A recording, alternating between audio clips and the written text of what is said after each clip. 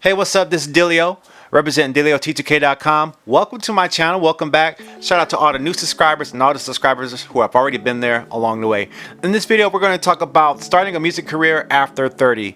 I know there's a big narrative out there about artists, and I've talked to a lot of people in email, comments, and just in passing about a lot of people who want to get back into music that they haven't gotten into music. So this is for those after 30 who are still interested in music, because I understand that life can happen, family, all career stuff. You do everything you're supposed to do. You went to college, you got the degree, you got the job, you're working, but there's still that bug of music in you.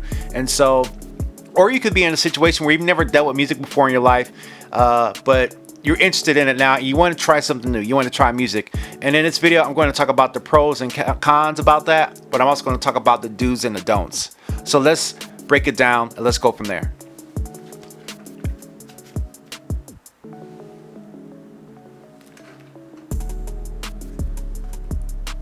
The first thing you should do is start creating content right where you're at.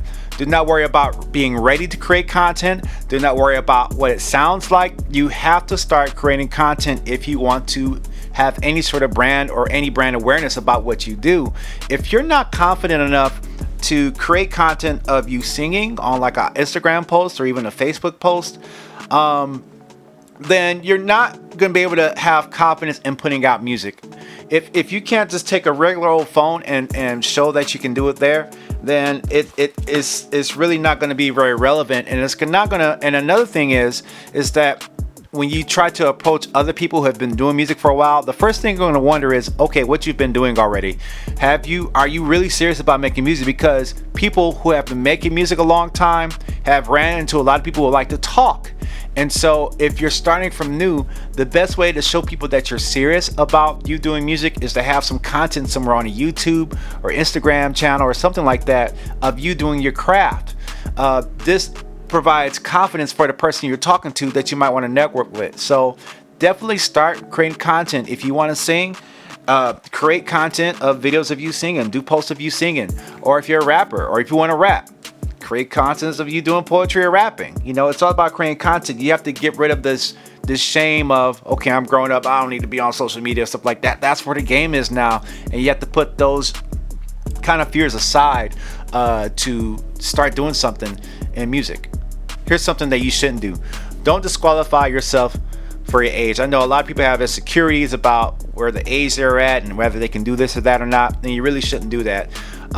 You'd be surprised. A lot of grown folks don't want to listen to kids doing music. They want to hear other grown folks doing music. There's a market out there. They're just not pushed out in the forefront like a lot of younger music styles are put out right now. But there is an audience for that. The thing that you might want to remember is that there are people out there, and I know you don't see them in front of you right now, but there are people out there that are going to connect to what you do. So don't disqualify yourself because of your age. Don't disqualify yourself because you have children. Don't disqualify yourself because of your job. Don't use those as buffers from stepping out if there's something you really want to do. One thing that you should start doing is investing in your music. You want to get into music? You want to do stuff? All right. You haven't done music before? All right. So you need production. So one thing that you should do is invest in music production. There's a lot of free beats available online. There's a lot of beats from many producers on YouTube that you can listen to, that you can start writing to. If you're going to be a singer, if you're going to be an artist, start writing songs. You have to get into the habit of creating. And I know it's not something that you can master overnight, but it's about developing the process. All these skills can be learned. You can't, don't let your past track record dictate the quality of your direction or the quality of your content moving forward. So you definitely want to try to invest in beats if you want to try and release music yourself, or you want to invest in courses to learn things that you may not learned over the years because you're doing something else, which is totally fine. But don't be afraid to invest in ads or invest in promotion to further along your brand and stuff like that. And plus, the cool thing about being over 30 is that you're probably, and hopefully, I know the American economy can be challenging, so you may or may not be working, but if you're working, you're definitely in a good position to invest in things for your music. Maybe you want to invest in a small laptop, or maybe a microphone or something, or invest in studio time. That could be a big thing. Invest in studio time so that you can be in the right environment to record your music. So that's something you can do, and that's something that can be a tool to help you move things forward if you want to create music at this point. One thing you should not do is rely on others for inspiration. If you want to create music, if you want to sing songs, and you want to put music out there just to see what it does, you have to rely on your own inspiration. I can tell you that you don't want to be one of those people who are living life and then they get around somebody that does music serious, and then all of a sudden you do music too. Or all of a sudden you got songs you've been writing. All of a sudden you got a record you want to put out. What people who have been doing music for a while are going to be looking at you and wondering, what have you been doing all this time? Have you just been on Facebook showing off your children or showing off your wife? Have you been on Facebook creating content that facilitates you being passionate about music? Those are some things that experienced musicians and artists, producers watch out for when someone new comes along. Because I can tell you right now, there are so many people who are very passionate and are very talented about their craft, but they don't create any content. That goes back to my first point. You got to have content for people to see, and it doesn't have to be perfectly polished content. What's more important to me, in my opinion, is the fact that you're creating content that supports what you're trying to do versus having a super published edited music video or something like that. What are you doing on a consistent basis? That's what shows people that you're serious, because there's too many people who think about doing music but they're not that serious because you don't see them doing it, and all of a sudden they get serious when you're around because they know you're serious. They get serious when you come around because you know you create a quality product.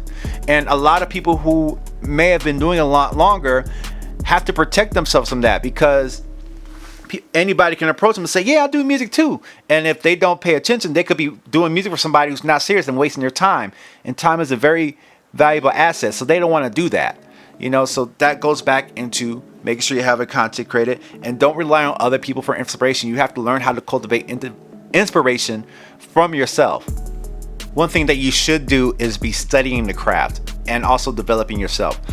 This goes back into investing, basically getting courses, basically doing practices. There are networking events, there are rehearsal events, there are vocal aerobic events, there are lyric writing events. Start tapping into that so you can educate yourself on practices. Start investing in that so you can educate yourself on methods to create content, to be creative. I've been doing music a long time independently, and I still do music to this day, and I still study, I still network, I still study courses, I still invest in information like that, because there's always something new. There's always a new angle around the horizon. So if you're serious about getting into music for the first time and you don't know anything, it's very important that you get your information together, that you start developing your craft, that you start practicing. If you don't think you can sing, learn how to sing. It may take you a while. If you're serious about this, it's going to take time. A lot of these things that I'm talking about aren't going to come overnight, and they're not going to come quickly. It takes time to develop that. It takes time to build your skill set up. You want to do music, build that skill set up. You have to learn how to build confidence. It doesn't happen overnight, but as you keep doing things little by little, your confidence is going to grow, and you're going to get to where you want to go on the independent level. You want everybody to know about your brand? Create the content and keep doing it. And another thing is that you just cannot stop. One thing you shouldn't do is let life be the reason. Don't let life get in the way. Now, I understand things happen. Day jobs can start taking up all your time. Your car can break down. There's some financial issues. There's some family issues. There's some children issues that require a lot of your attention, and actually can pull you out of the creative vibe, that can pull you out.